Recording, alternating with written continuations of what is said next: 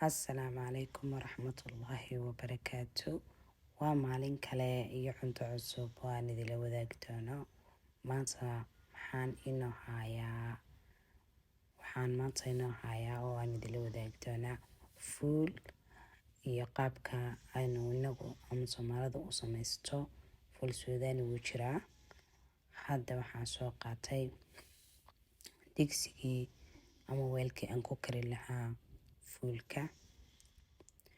Halkaas aad arkaysaan waxaa iigu diyaara kiilo fuul ah.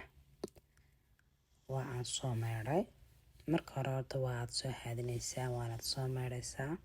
Hadda waa aan soo meedhay, waana soo hagaajiyey, waxaana ku gurayaa digsigii. Hadda waan ku soo guray, biyihiina waa ku soo shubay. Waan xidhayaa digsiga, naqaska ayaan ku xidhayaa. Maasha Allah, tabaaraka raxmaan. Sidaas ayaan digsiga naqaska ugu soo xidhay. 1 saac ama 2 saacadood ayaad ku daynaysaa digsiga naqaska.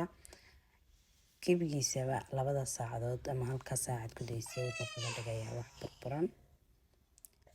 Maasha Allah, hadda waa uu soo karay. Waan soo kariyey maasha Allah.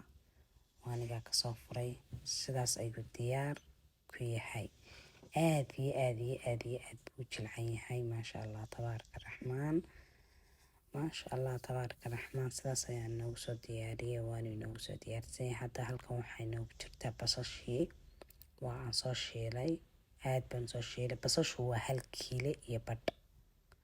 1 kiilo iyo badh basala iyo waxaan isku soo shiilay kiilo saliida. Hadda waxaan ku daray tamaandhadii ama tamaato ama yaanyo, qofka sida u yaqaano. Sidoo kale hadda waxaa ku daray kamsar caleen aan soo shiiday iyo toon aan soo shiiday. Hadda saasuu ku soo baxay. Maasha Allah, tabaaraka raxmaan. Waa kaas waa cunay. Maasha Allah, hadda aniga cunay. Saasuu diyaar noogu yahay. Sayra fudud iyo waqtiga yar fudud ugu soo karaya. Maasha Allah, caruurta cid kaste anu waxaa sameeya waa xidhaa, talaagadan geliyaa, muddo iska cunaa intuu dhamaanayo dhanba. Maasha Allah, tabaaraka raxmaan. Wallahi inaba caadi maaha, macaankiisa waa ka yaabaysaa.